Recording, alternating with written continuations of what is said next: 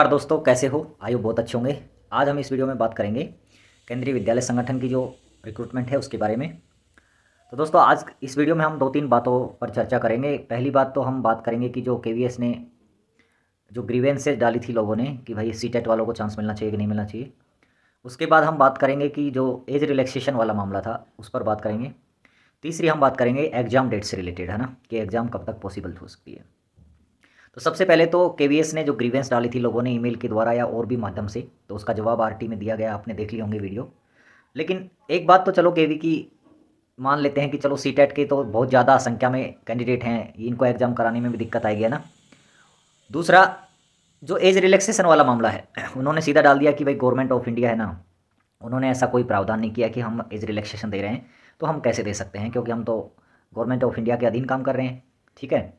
लेकिन मेरे हिसाब से गवर्नमेंट ऑफ इंडिया, जो हमारा एजुकेशन मिनिस्ट्री है, जो मिनिस्टर साहब हैं हमारे धर्मेंद्र प्रधान जी, उनसे इस संबंध में संगठन को बात करनी चाहिए थी कि भाई ये ग्रीवेंसेज आइए भाई एज रिलैक्सेशन का जो मामला है, क्योंकि कोविड-19 तो भैया बहुत बड़ी महामारी थी, इसमें तो हमारी तो क्या चलेगी। दूसरा, जो बंदे जो भी एस्पायरेंट, जो भी फॉर्म भरने वाले हैं, अभ्यर्थी हैं, केवल और केवल केवीएस की तैयारी करने में जुटे हुए थे, और वो मतलब 3 साल तक भर्ती नहीं आने के कारण ओवर एज हुए हैं, तो उसमें तो उनकी तो क्या गलती है। तो मुझे लगता है मेरा एक पर्सनल व्यू है कि संगठन को इस मामले में सोचना चाहिए था और इस मुद्दे को गवर्नमेंट ऑफ इंडिया तक पहुंचा के इस मामले को सुलझा लेना चाहिए था, क्योंकि ज़्यादा संख्या में नहीं होंगे। वो सीटेट भी क्वालिफाइड है, पूरी क्वालिफिकेशन है उनके पास, सीटेट भी है, लेकिन ओनली फॉर उनके पास प्रॉब्लम क्या है कि भैया उनका एज निकल गया है। तो मेरे हिसाब से 2-3 साल का एज रिलैक्सेशन यहाँ पर देना चाहिए था, और देना चाहिए, है ना। मेरी ये एक डिमांड है संगठन से। दूसरा, एग्ज़ाम डेट की बात, तो मुझे लगता है कि संगठन एग्ज़ाम जल्दी करवाने के मूड में है, क्योंकि आपने देखा है अगर जस्ट यानी कि थोड़े दिन पहले ही एलडीसी की वैकेंसी आई थी, जो डिपार्टमेंटल एग्ज़ाम है, और उसके संबंध में 19 तारीख की डेट में, यानी कि आज एक लेटर जारी हुआ है। वो लिखा गया है संगठन की तरफ से कि भैया 22 जनवरी को हम एग्ज़ाम कंडक्ट कराने जा रहे हैं। 22 तारीख का एक एक्सपेक्टेड डेट उन्होंने दिया है कि 22 जनवरी को हम एलडीसी का एग्ज़ाम करवाने जा रहे हैं, है ना। तो अब इससे एक बात लगती है कि भैया ये जो है ना एलडीसी का एग्ज़ाम करवा रहे हैं, तो निश्चित रूप से जो रिक्रूटमेंट है डायरेक्ट वाला, इसका एग्ज़ाम भी जल्दी करवा सकते हैं। अब इसमें दो पॉसिबिलिटी है।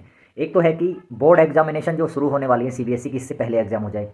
अगर ऐसा होता है तो मार्च के फर्स्ट वीक तक, यानी कि आपका शेड्यूल आ सकता है, यानी कि मार्च 15 से पहले आपके एग्ज़ाम हो जाए। एक पॉसिबिलिटी ये है। दूसरा ये कि अगर ये एग्ज़ाम मार्च 15 तक नहीं हो पाता है, तो फिर ये एग्ज़ाम कब होगा, तो इसकी पॉसिबिलिटी बनती है फिर मई के अंदर, है ना।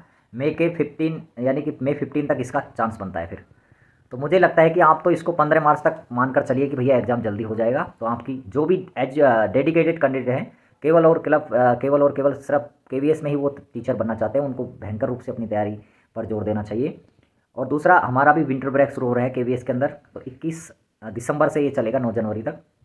तो 20 दिन की जो छुट्टी आएंगी, इनके अंदर हम आपकी तैयारी में थोड़ी हेल्प करने की कोशिश करेंगे, जितना हमसे टाइम मिलेगा कोशिश करेंगे।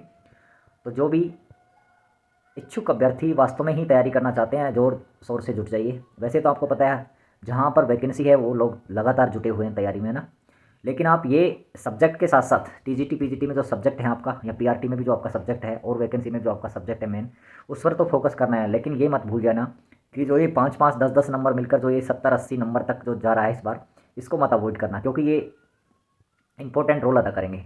आपको लगेगा कि यार 5-5 नंबर के चक्कर में क्या पड़े, हम क्यों प्रैक्टिस करें, लेकिन मैं आपको बता देता हूँ, क्योंकि चुन चुन करके नंबर लाने पड़ते हैं कंपटीशन एग्जाम में। एक एक नंबर का महत्व होता है दोस्तों, इसलिए आप किसी भी सब्जेक्ट को अवॉइड ना करें।